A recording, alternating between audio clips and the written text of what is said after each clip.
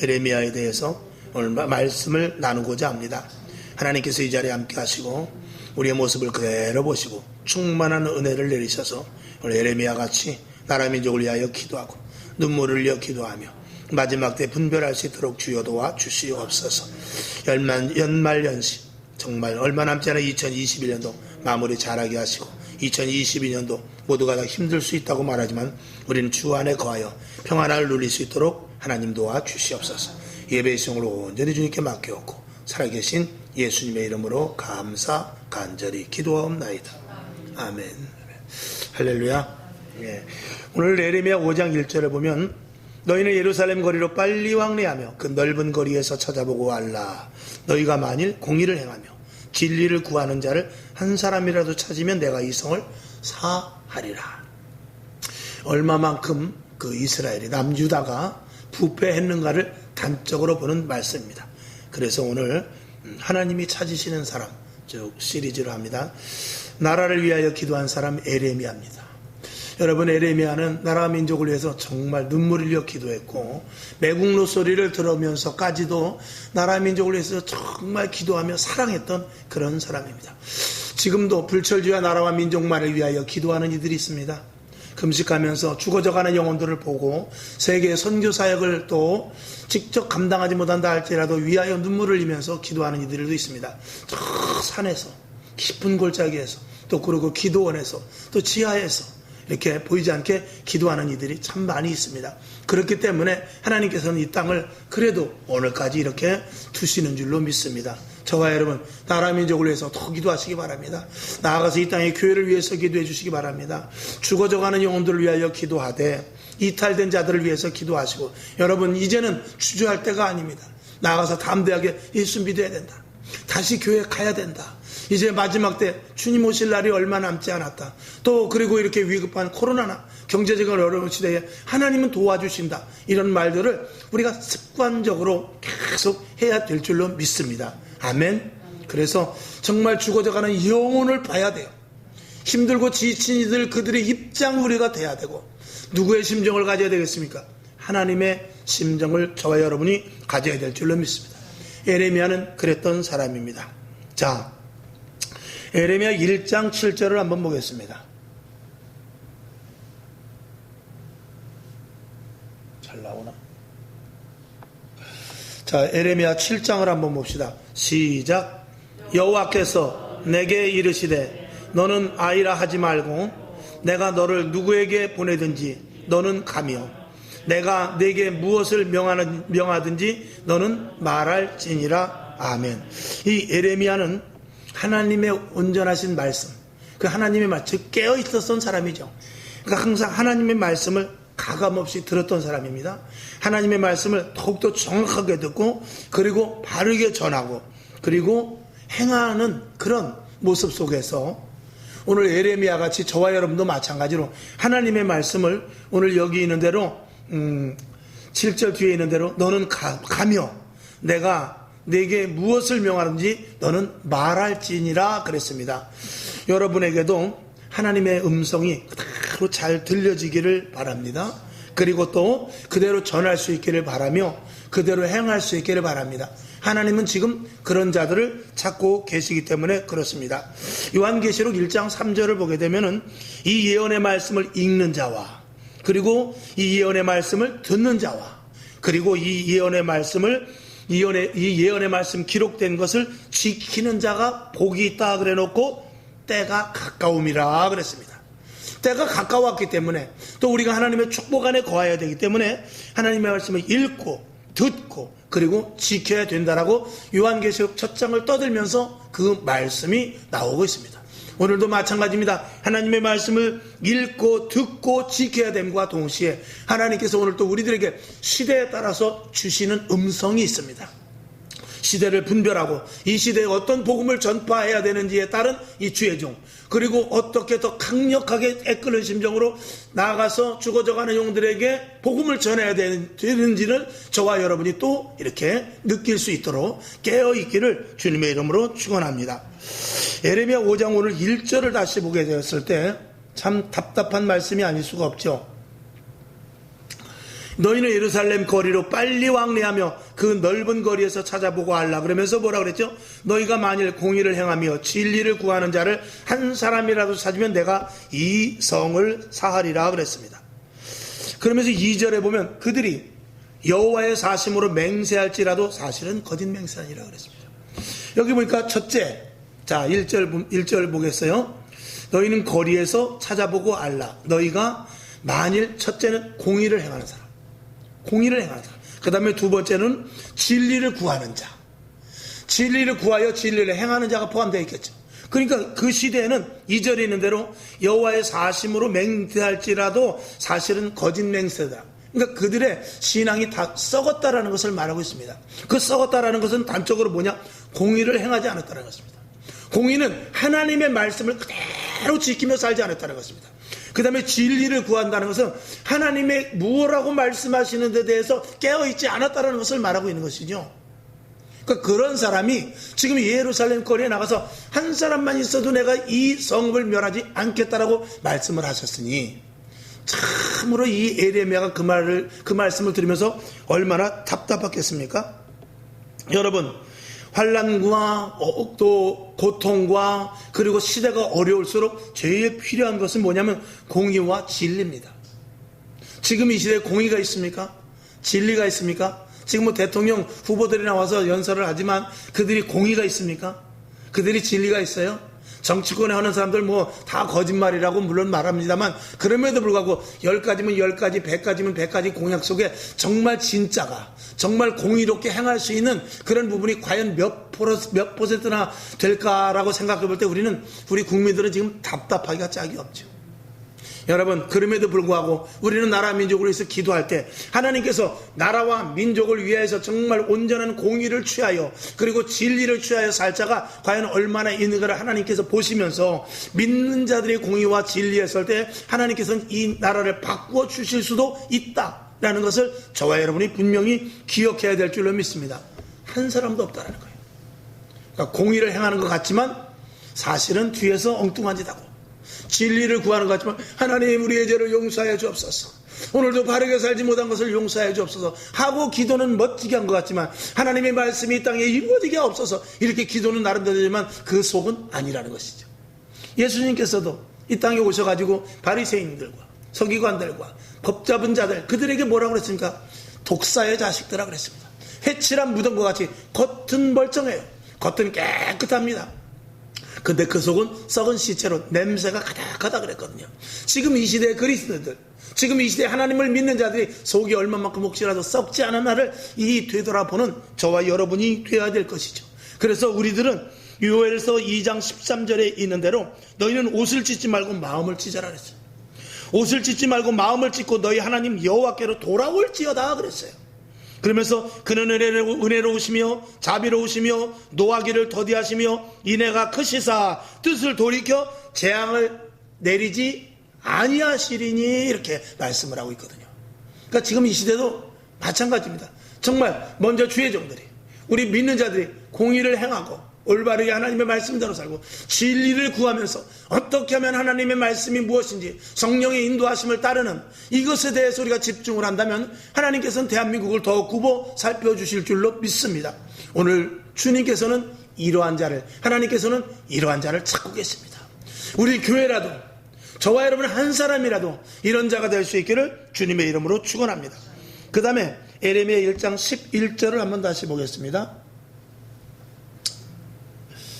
자, 잘 나오나요? 아직은? 자, 11절부터 14절까지를 보겠습니다. 11절 시작. 여호와의 말씀이 또 내게 임하니라. 이르시되 에레미야야 내가 무엇을 보느냐?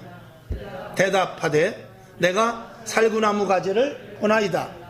여호와께서 내게 이르시되 내가 잘 보았도다. 이는 내가 내 말을 지켜 그대로 이루려 함이니라.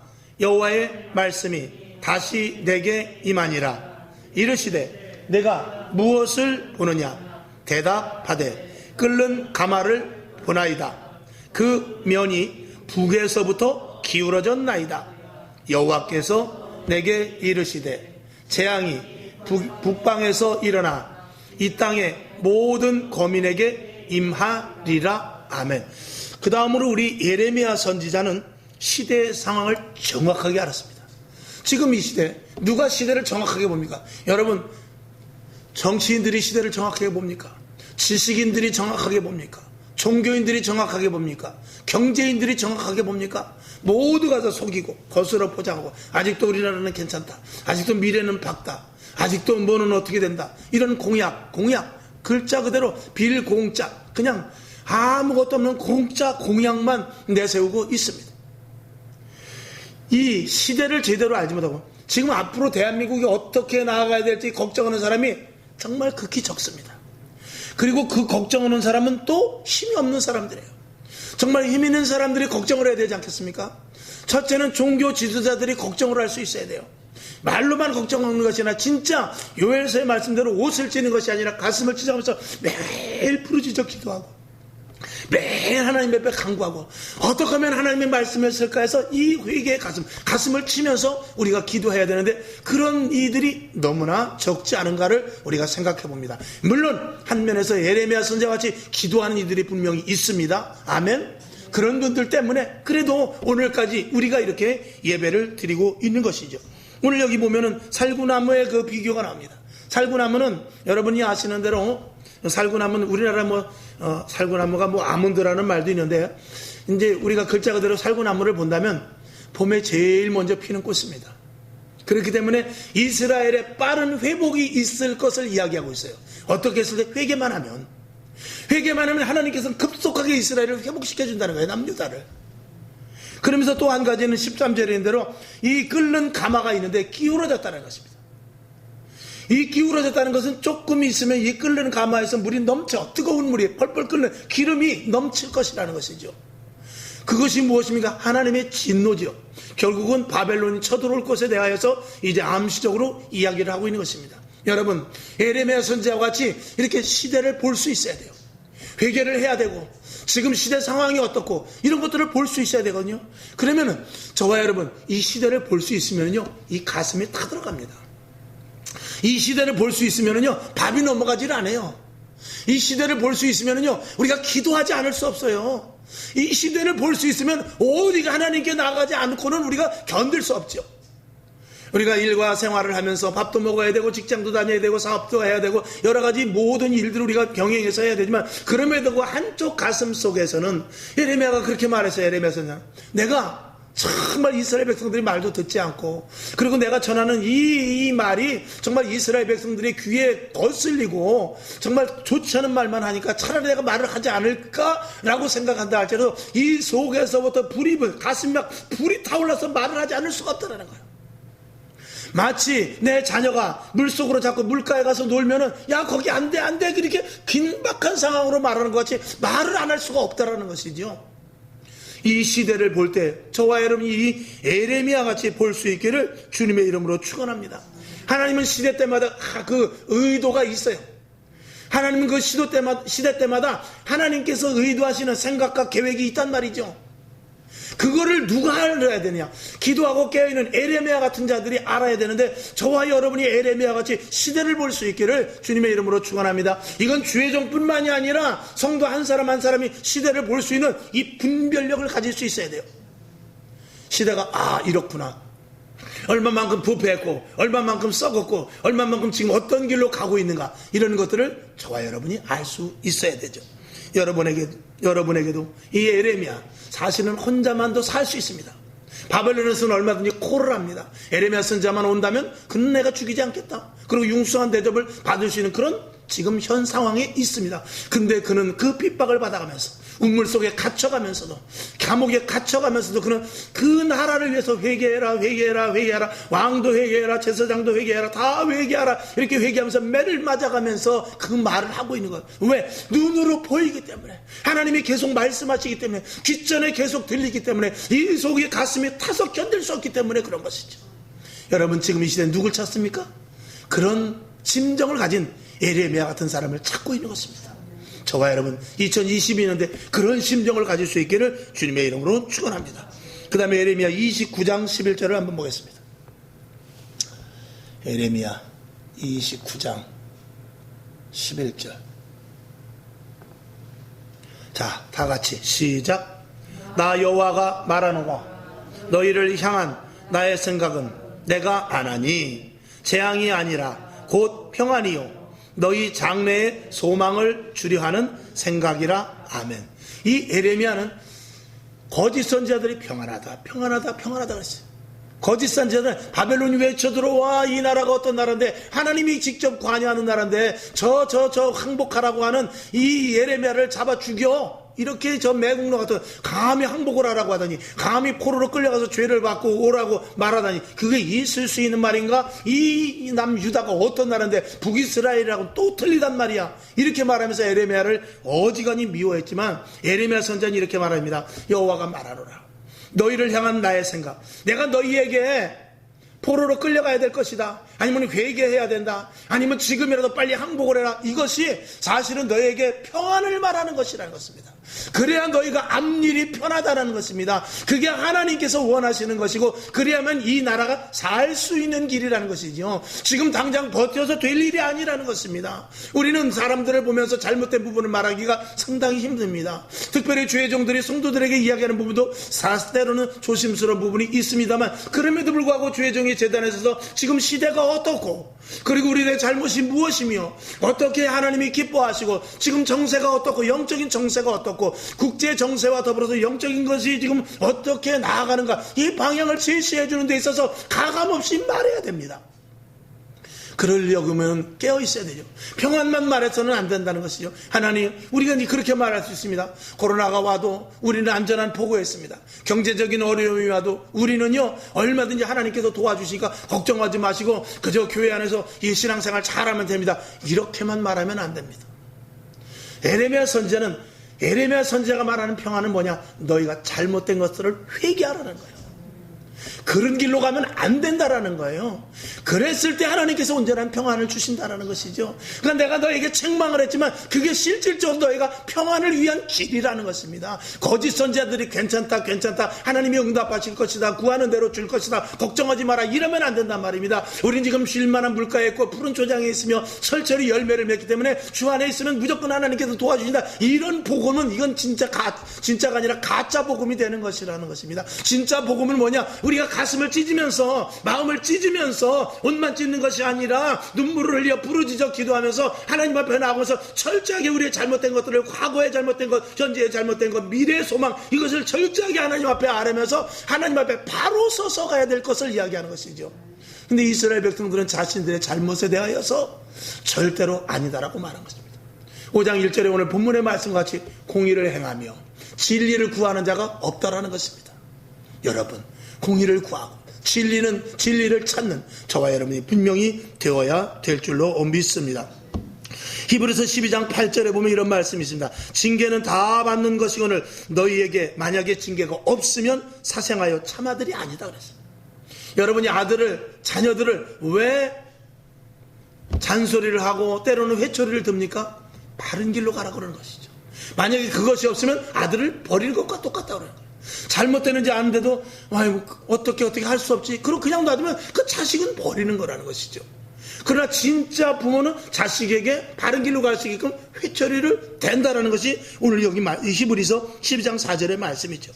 요한계시록 3장 19절도 이런 말씀이 있습니다. 무릇 내가 사랑하는 자를 책망하며 징계하노니 그랬어요. 사랑하는 자를 책망하고 징계한다고 그랬어요.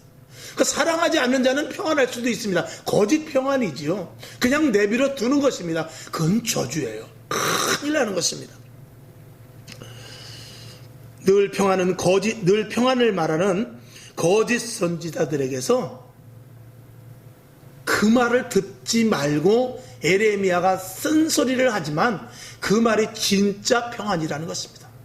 오늘 이 시대 여러분, 시대에 대해서 한 무리가 모여서 좋지 않은 집단을 이루고 있어요.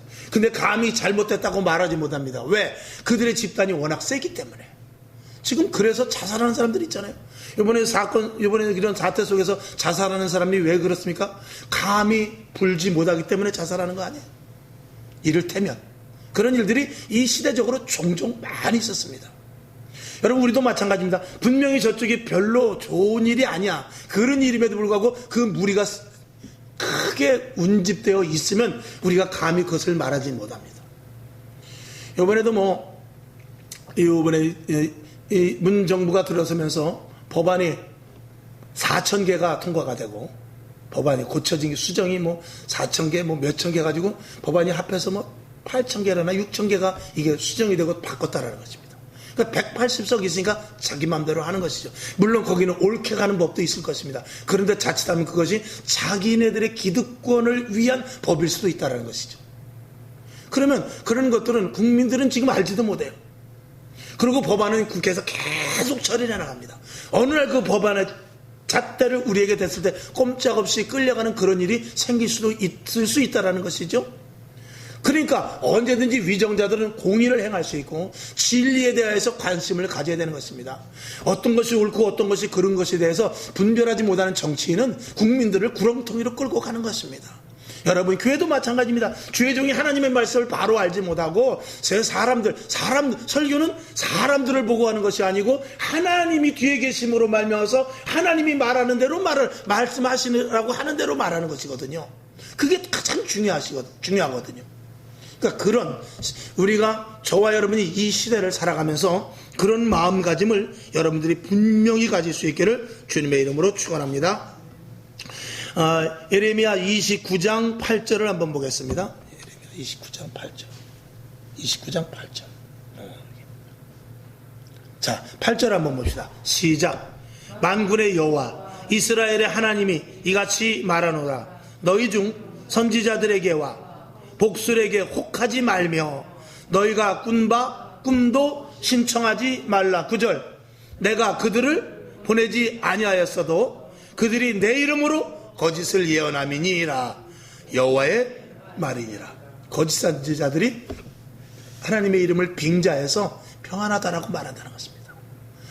주의 종들이 선포할 때 누구의 이름으로 합니까? 예수의 이름으로 하죠. 성경책을 가지고 선포하죠. 그러나 시대를 제대로 알지 못하고 지금 성도들이나 아니면 우리 이 국민들이 잘못된 것이 무엇인지를 모른다면 주의 종이 아무리 설교를 한다 할지도 그는 울리는 꽹과리가 될 수밖에 없습니다. 공허한 메아리만 될 수 있을 것입니다. 혹시 사람의 귀를 즐겁게 하는 그런 방편이 될 수 있을 줄은 모르지만 결국은 다 멸망의 길로 갈 수도 있다라는 것이죠. 데살로니가전서 5장 3절 여러분이 아시는 대로 저희가 평안하다 안전하다 할 그때에 잉태된 여자에게 해산 고통의 이름과 같이 멸망이 후련히 저희에게 이르느니 결단코 피하지 못하리라 그랬습니다. 평안하다 안전하다 설마 할 때 주님 오신다는 것이죠. 설마 할 때 그 위급함이 화가 우리에게 닥칠 수도 있다는 것입니다. 남유다인들이 그랬습니다. 북이스라엘이 그랬습니다. 아수르로 결국은 끌려가 버리고 말았어요. 멸망을 당하고 말았어요. 결국은 남유다가 바벨론의 포로로 끌려가 버리고 말았어요. 왜 거기까지 가냐 말이죠. 그렇게 무수히 경고를 했음에도 불구하고 듣지 않고 거기까지 가더란 말이죠. 참 희한하죠. 큰 무리를 이루어서 거짓 선지자들이 아니다. 선지자 100명 중에 99명이 평안할 것입니다. 내가 기도를 했는데 이번엔 특별 기도를 했는데 하나님이 나에게 말씀하시는데 이 이스라엘은 평안하다고 합니다. 이스라엘이 어떤 나라입니까? 하나님께서 홍해를 건너게 하시고 가나안 땅에 와서 많은 부족 큰 무리의 족속들을 다 쫓겨내고 그리고 여기서 이렇게 우리가 살게 하셨는데 절대로 다시 퇴보는 없습니다. 끌려가다니 하나님은 절대로 그런 말씀 하지 않았습니다 라고 99명의 선지자가 말하면 에레미야 선지자는 세상 말로 짱구가 되는 거예요. 그래도 계속 말하면 매밖에 없습니다. 그래도 계속 말하니까 죽이려고까지 합니다. 그러나 어떡합니까? 하나님이 계속 올바르게 전하라고 이야기를 하는데 기름감아 이야기를 하죠. 살구나무 이야기를 하죠. 그리고 공의를 행하는 자, 진리를 구하는 자가 없다고 이야기하죠. 한 사람만 있어도 내가 이 예루살렘 성을 멸하지 않겠다라고 말하니 이 듣는 입장에서 아니 한 사람도 없단 말이야 이렇게 말하지 않겠습니까? 그러나 예레미야는 하나님의 말씀을 듣고 그대로 전했던 사람인 것입니다. 여러분 코로나나 이 경제적인 어려움 속에서도 평안은 분명히 있습니다. 그러나 진짜 평안이 어떤 것인지를 말해줄 수 있는 자를 지금 찾고 있단 말입니다. 이건 이렇게 잘못되는데 이걸 고쳐야 돼. 그러면 하나님께서 진정한 평안을 주실 것이야 라고 말할 수 있는 여러분에게 영적인 지식이 있기를 주님의 이름으로 축원합니다. 이럴 때일수록 그러니까 회개하고 하나님의 뜻이 무엇인지를 바로 아는 것이 굉장히 중요한 것이죠. 자, 그 다음에 예레미야 29장 12절을 한번 봅시다. 자, 12절부터 13절 시작. 너희는 내게 부르짖으며 와서 내게 기도하면 내가 너희를 들을 것이요 너희가 전심으로 나를 찾으면 나를 만나리라. 아멘. 여기 글씨는 너희는 내게 부르짖으며 와서 내게 기도하면 내가 너희를 들을 것이요 라고 말하고 너희가 전심으로 나를 찾으면 나를 만나리라 라고 성경에 글자적으로 기록되어 있지만 이 말씀을 에레미야 선지자가 선포할 때는 목이 터지도록 했을 것입니다.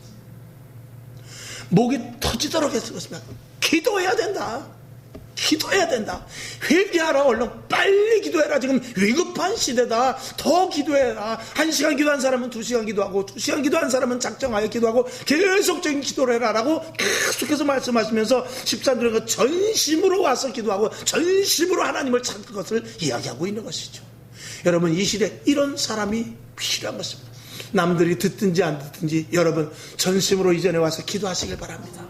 전심으로 부르짖어 기도하시길 바랍니다. 잘 아시는 대로 예레미야 33장 3절에 보면 너는 내게 부르짖으라.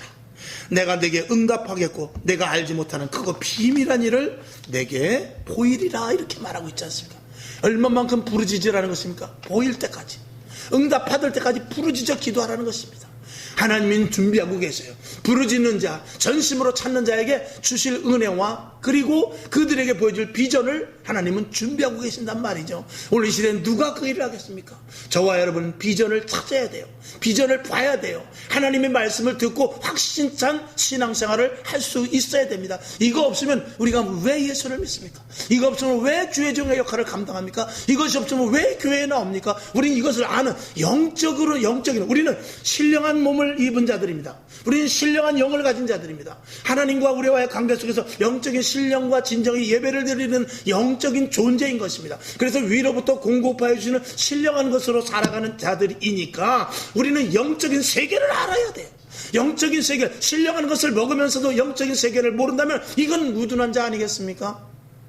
약을 먹었는데도 아무 효과가 없다. 그러면 무슨 소용이 있겠습니까? 우리가 성경을 읽고 성경을 먹으면서 하나님의 말씀의 계시를 듣고 기도하면서 내 마음의 감동하심에 따라 움직이고 그리고 제단에서 떨어지는 말씀을 통해서 우리가 그대로 순종하려고 할 때 하나님께서 우리에게 깨어있어 시대를 분별하고 기도하는 자에게 주실 하나님의 놀라운 크고 비밀한 것이 분명히 있을 줄로 믿습니다. 하나님은 지금 그런 자를 찾고 계십니다. 데살로니가전서 5장 17절 쉬지 말고 기도하랍니다. 쉬지 말고 기도하라는 것입니다. 왜? 마귀가 쉬지 않기 때문에. 왜? 사단이 쉬지 않기 때문에.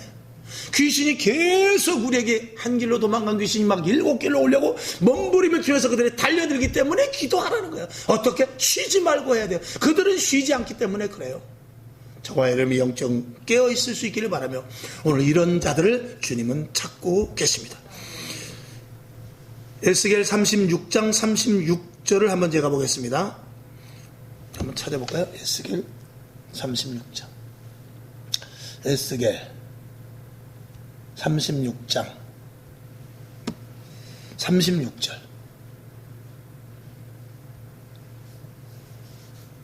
자, 36절, 37절, 2절, 3절까지 볼까요? 38절까지. 자, 36절부터 38절까지 시작. 너희 사면에 남은 이방 사람이 나 여호와가 무너진 곳을 건축하며 황무한 자리에 심은 줄 알리라. 나 여호와가 말하였으니 이루리라. 나 주 여호와가 말하노라. 그래도 이스라엘 족속이 이와 같이 자기들에게 이루어 주기를 내게 구하여야 할지라. 내가 그들의 인수로 양떼같이 많아지게 하되 제사 드릴 양떼 곧 예루살렘 정한 절기의 양떼같이 황폐한 성읍에 사람의 떼로 채우리라. 그리한즉 그들이 나를 여호와인 줄 알리라 하셨느니라. 아멘. 이스라엘 백성들이 회복이 되어서 예루살렘 성의 사람이 크크해서 예전과 같은 영화를 누리게 될 것을 이야기하셨어요.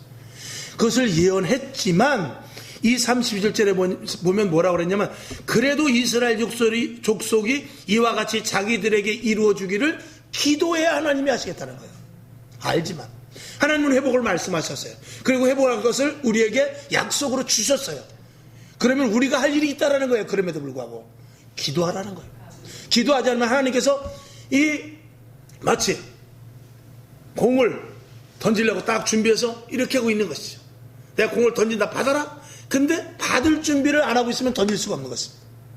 그것과 마찬가지로 하나님은 우리에게 복을 주시기로 작정하셨잖아요. 성경에 있습니다. 하나님은 우리들에게 은사를 주시기로 작정하셨잖아요. 성경에 약속하셨어요. 하나님은 우리에게 영원한 생명을 주셔서 영원한 천국 하늘나라의 시민권을 가진 자로서 주님 보좌 앞에서 우리가 영생을 누릴 것을 약속하셨어요. 성경에 있잖아요. 그런데 그럼에도 불구하고 이 땅에서 우리가 기도하여 구하라는 것입니다. 하나님, 나에게 능력을 주시옵소서 구하라는 거예요. 하나님, 나에게 은사를 주시옵소서 구하라는 것이요.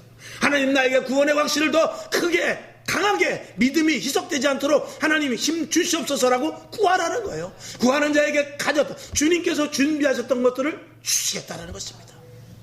여러분, 이런 기도하는 자를 마지막 때 찾고 계십니다.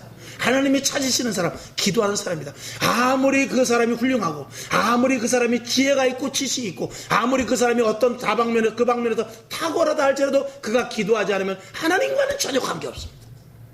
그 사람이 박사학위가 있고, 그 사람이 논문을 몇 개 쓰고, 그 사람이 권력을 가져서 어떤 이 세상에서 막강한 파워가 있다 할지라도 기도하지 않는 사람이라면 하나님과는 절대 관계가 없는 사람입니다.